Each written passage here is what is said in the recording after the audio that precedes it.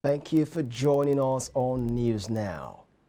The ruling All Progressive Congress is holding the grand finale of its presidential campaign today in Lagos as it canvasses for vote for its flag bearer Bola Tinubu ahead of Saturday's presidential election.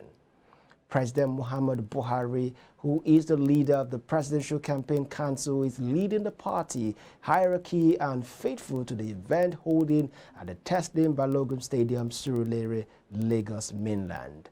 This grand finale draws the curtain on the campaign, which has the message renewed hope as the party strives to retain power beyond 2023. iBrandTV will bring you details in subsequent bulletins. The federal government has repatriated no fewer than 150 stranded Nigerians from Niamey, Niger Republic. The Minister of Humanitarian Affairs, Disaster Management and Social Development, Hajia Sajia Umar Farouk, stated this while receiving the returnees at the Aminu Kano International Airport on Monday evening. She said the exercise was conducted in the collaboration with the International Organization for Immigration and the Economic Community of West African States. According to her, the returnees were brought back to Kano under the care of the IOM and ECOWAS from Niger Republic. Represented by the Director of Humanitarian Services of the Ministry, Alhaji Grima Ali, the minister explained that the program was meant for the distressed Nigerians who had left the country to seek greener pastures in various European countries and could not afford to return when their journey became frustrated. The returnees were received by the National Emergency Management Agency, the State Emergency Agency, in collaboration with other sister security agencies. The forgery trial of a former Minister of Aviation, Femi Fani-Kayode, before the Lagos State Special Offences Court in Ikeja was stalled on Monday as the ex-minister was absent from court. He is standing trial over the alleged use of false documents, fabricated evidence, and procuring execution of documents before an Ikeja Special Offences Court. The Economic and Financial Crimes Commission is representing Fani-Kayode on 12-count charge in which he was accused of tendering forged medical reports before Justice Daniel Osiago of the Federal High Court in Lagos, where he is being prosecuted for alleged 4.9 billion naira fraud. At the resumed hearing of the matter on Monday, the defendant's counsel, Wale Balogun, informed the court that Fani-Kayode was not in court due to health reasons and due to a running battle he has with both the DSS and the police. The defendant, who was arraigned on December 17, 2021, pleaded not guilty to the charge against him. The United States Embassy in Nigeria has said it has limited ability to provide emergency services to American citizens in many parts of Nigeria due to insecurity. This was contained in an updated travel advisory alert issued by the embassy on Monday, which is titled "Reissued with Updates to Staffing and Do Not Travel Areas." It said violent crimes such as armed robbery, assault, carjacking, kidnapping, hostage-taking, banditry, and rape is common throughout the country. The embassy statement added that kidnappings for ransom occur frequently, often targeted dual national citizens who have returned to Nigeria for a visit, as well as U.S. citizens with perceived wealth.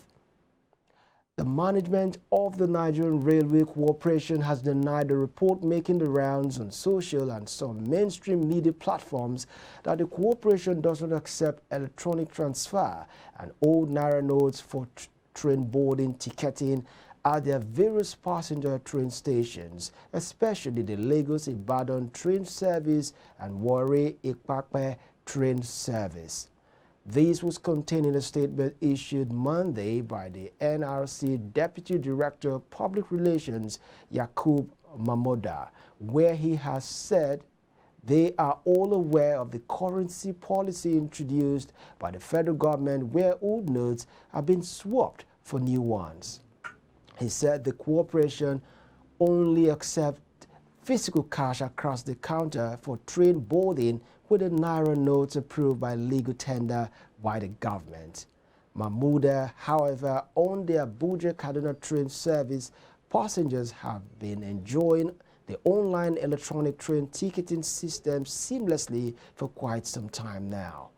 He appealed to passengers, especially along the LITs and WITs routes, to bear with them during the temporary commercial transaction challenges. The Central Bank of Nigeria has debunked a purported press release shared on the Instagram page of the First Lady Aisha Buhari.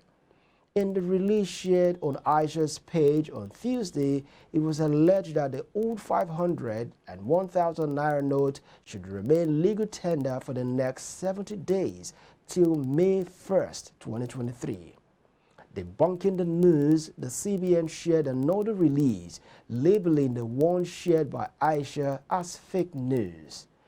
The CBN said, for the avoidance of doubt and in line with Mr. President's broadcast on February 16, 2023, the CBN has been directed to only reissue and recirculate the old 200 Naira banknotes, and this is expected to circulate as legal tender for 60 days up to April 10, 2023.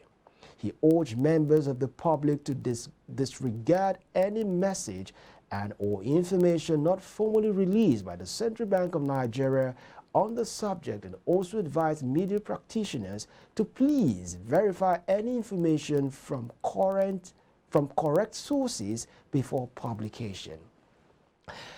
A total of 146,913 domestic and internally observers will be deployed for the 2023 general elections.